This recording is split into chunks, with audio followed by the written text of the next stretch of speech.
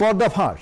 SIR শুনানি পর্বে প্রবীণ ও অসুস্থদের সুবিধার জন্য নির্বাচন কমিশনের যাবতীয় প্রচেষ্টা বিফলে যাচ্ছে ভোট ব্যাংকের রাজনীতির কারণে। কিন্তু এর পেছনে কারা, খোঁজ নিল দূরদর্শন। তাতে রাজ্যের শাসক দলের নেতিবাচক রাজনীতির ছবি স্পষ্ট। একটু এই ছবিটা আগে দেখুন। দক্ষিণ দিনাজপুরের কুশমন্ডির বাসিন্দা সন্ধ্যা রায় হাঁটাচলা করতে পারেন না, তাই শুনানির জন্য নির্বাচন কমিশনের প্রতিনিধিরা তাঁর বাড়িতে পৌঁছে গিয়েছেন।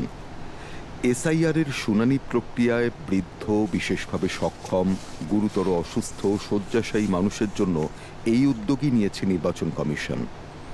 এরপরও কেন রাজ্যের একাধিক শুনানি কেন্দ্রে প্রবীণ অসুস্থ নাগরিকদের লাইনে দাঁড়িয়ে থাকতে দেখা যাচ্ছে?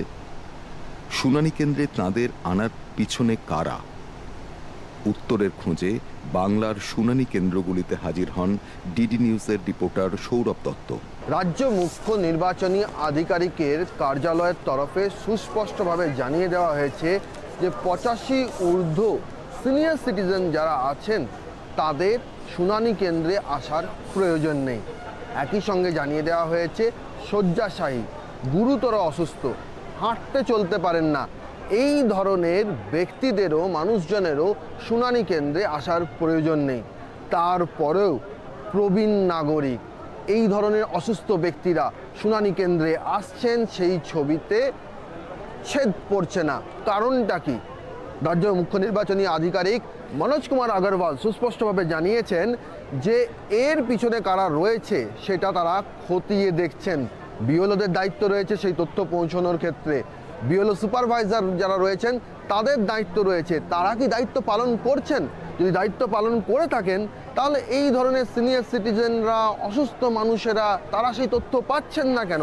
তারা তো বলছেন যে তাদেরকে কথা কেউ জানানো হয়নি। বিএলও তো বলছে যে আপনাদের আসার দরকার নেই।